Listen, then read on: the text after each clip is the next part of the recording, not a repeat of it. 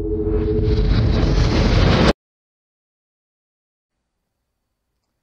there everyone, Steve Gonzer, physical therapist with Run Smart Online here, and previously, my previous lives that I've been doing all month, I've been talking about going live almost every day to help you guys train smarter, and I've been non-existent for what? Probably 5 days, because my family was infected with only what I could consider the bubonic plague, and it is running the house. I just got over it. My kids are sick. It has been awful. So I was shut down for the last couple days, but I did get back into the clinic after it passed, and I had an interesting conversation with a runner, and I've had this conversation many times, and the conversation revolved around stretching.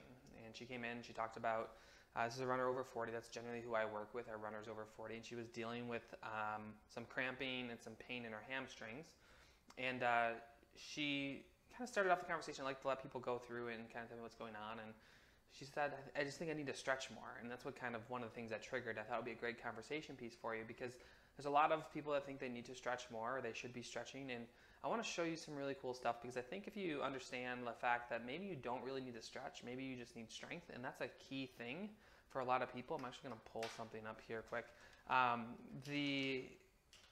So many runners just need strength training. They don't need to sit and stretch.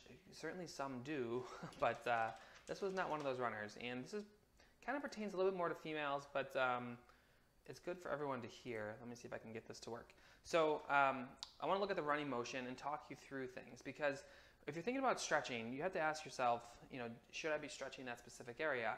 If something has enough range of motion for you to function and to get through running without any impedance or making you compensate because something's too tight, then you're really good to go. The great example I like to give is if you're a runner and you have enough range of motion to run, everything looks good, but you want to transition to gymnastics. Certainly, there's a good chance you're going to need to stretch, because the range of motion for running in gymnastics, especially at the hamstring, is nowhere close. So of course you would want to stretch and get looser, because you're not going to be able to adopt any of the postures. But if you're a runner who has good range of motion for running, and you have range of motion to do daily tasks so that you're not just getting beat up lifting a box or a child or something like that, or playing with your grandchildren, then you should be good to go. So let me, I want to illustrate this, and this is a great way to do that. So we're just going to watch this runner come through. This is not one of my runners, obviously. This is just a diagram from BioDigital. This is an awesome program. But if we just look at the lower body running profile, I'm just going to turn this a little bit. We're going to look at two things. I want to look at one of which is the hamstring. So your hamstring sits back here. It's this guy I just lit up. And it connects from your pelvis all the way behind your knee onto your tibia and your fibula. And this muscle runs down. And really what its job is, when your foot's off the ground, just like it is now in this phase, is to control swings. So let me go ahead and try this real quick. So here's this runner, and as this leg swings forward, this hamstring is going to control and pull back, okay? So what we're going to ask ourselves is that when we're running, does our hamstring, does this muscle here have enough length to allow our leg to swing through? Because if it doesn't, and it's altering our gait and it's causing problems, it's going to stop you from running in a way that is going to be proper. So let's take this example. Here's a good example. Let's get rid of this. I want to get another good example here. We're going to go and I'm going to move this guy up, and let's let him run through. The ankle is a perfect example of this. So you want to make sure you have enough range of motion to function. So we're going to let him go through a full stride. Let's watch this left foot. You're going to see this left leg swing through. Hamstrings need to lengthen. Hopefully you have enough range of motion for that thing to lengthen. And then let's hit the ground, boom, and then let's watch. Essentially what you're seeing here is the tibia here coming over a fixed foot. So if you have tight ankles, right, if you can't get your body, take a picture, come back over here, let's try to zoom it in a little bit. If you can't get your body or your ankle to get this range of motion coming through here, what ends up happening is you compensate. So again, do you have enough range of motion at your ankle to allow yourself to run properly? When you don't have enough, what ends up happening is you get an early heel rise, so the heel will lift up, and that shifts weight into the knee. It's not uncommon to see someone who has knee pain from a tight ankle or actually a weak hip for that matter. So what we'd like to see is, can you translate the foot over the ankle? If you can't, then you need to stretch your ankle out. You need either mobility at the ankle, you need to stretch your calf, your soleus, whatever it might be. But just don't go ahead and say, oh, I'm a perfect example of this. And I'm going to go back to the runner I talked about in a minute with the cramping in her hamstrings. I'm a perfect example of this. When I'm a pretty flexible dude, I have some weirdness to me where I can, like, if you can do this, this is kind of weird. I don't know if you guys can see this, but how do I do this? But if you can touch your thumb, there we go, to your hand, it's a good test to say if you're hyper flexible or have excessive range of motion. It took a while for me to figure that out. But in general, for me, I don't need a lot of stretching. I'm pretty mobile. Females tend to be this way, whatever. Guys can pick fun on me. But I need a lot of strength and stability. And this runner was very similar. So if you can, right out of the gate, if you can touch this thumb right to your forearm, I'm going to tell you need a lot of strength, not a lot of mobility. It's just a general rule. It's not maybe 100%. I could be maybe ruining somebody, but you need a lot of stability. Let's go back to the runner I talked to you about. She thought she needed to stretch her hamstrings. So we looked at the video of the hamstring swinging through. It's controlling the leg. Actually, let's go back to that because I think it's really easy to see. Close this, move this up. So we're going to let this play through. Let's watch the right leg here. So that right hamstring is highlighted. It's bright red. It's swinging through. She's going to come forward. She's going to catch the ground.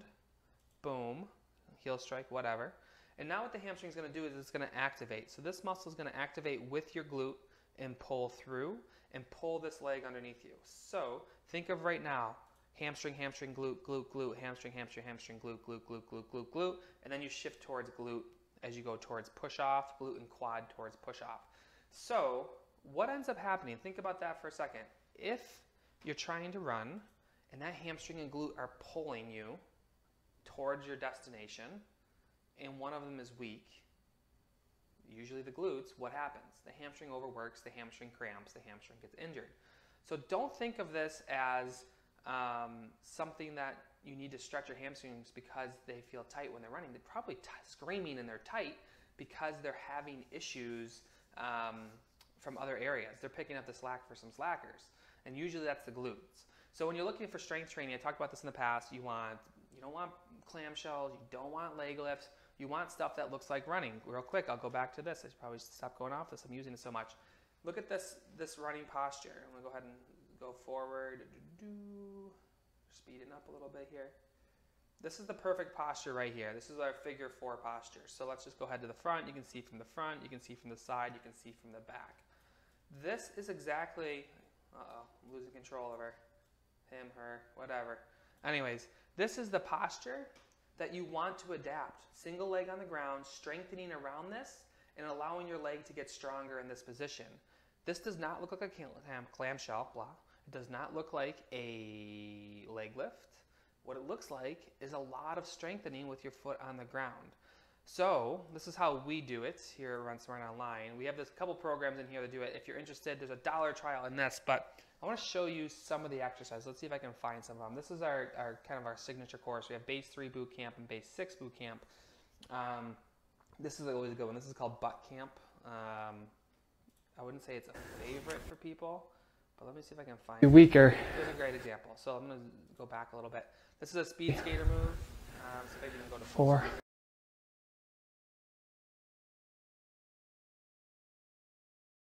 Controlling a lot from the glute. We're trying to teach our body to do that well. We're bending from the knee. You're on one side than the other. Getting stronger, being faster, having the best 2019. You should be thinking about these things. You should be doing it. We can just do it for you if you'd like, obviously. This is what I do for a living, and this is what I made my life's work to help runners get faster, stronger. There's a $1 trial in the comments or in the post somewhere on this page that you can try if you'd like. But start thinking about that stuff because you need to strength train. And if you have a sore spot, it is not the sore spot's fault. It's likely picking up slack for some other area. So if you have any questions or comments, drop them in. I'll take a look throughout the night. Kelly is signing up tomorrow. Fantastic. Can't wait to have you on the board. Make sure you join our private Facebook group.